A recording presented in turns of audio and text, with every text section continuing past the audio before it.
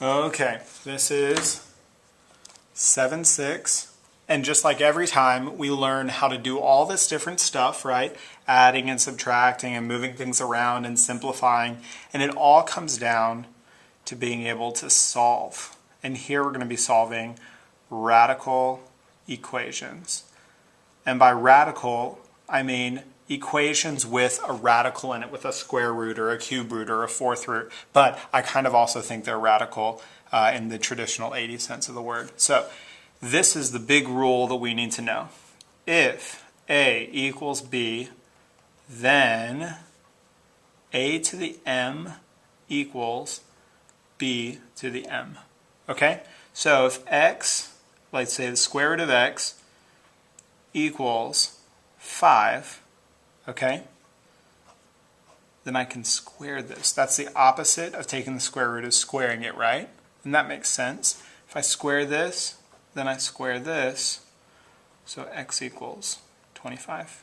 Simple as that. Let's do another one. The cube root of x equals 3. Okay? What's the opposite of this? Taking it to the third power, because it's the third root, so the third power. So x equals 27. Okay?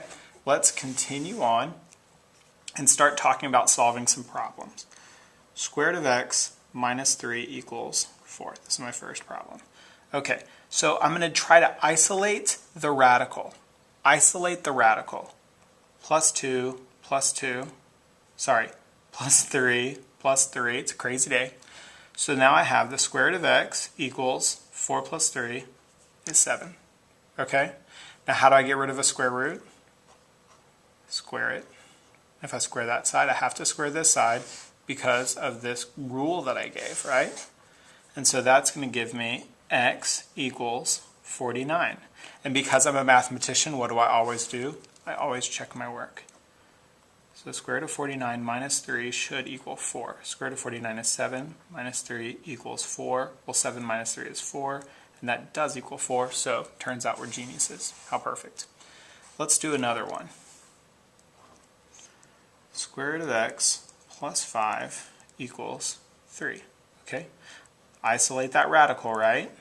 Square root of x equals negative 2. Okay.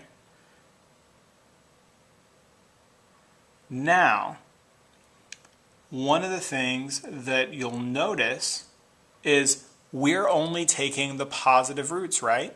We're taking the principal roots. And so that means that it would always be the absolute value or a positive number.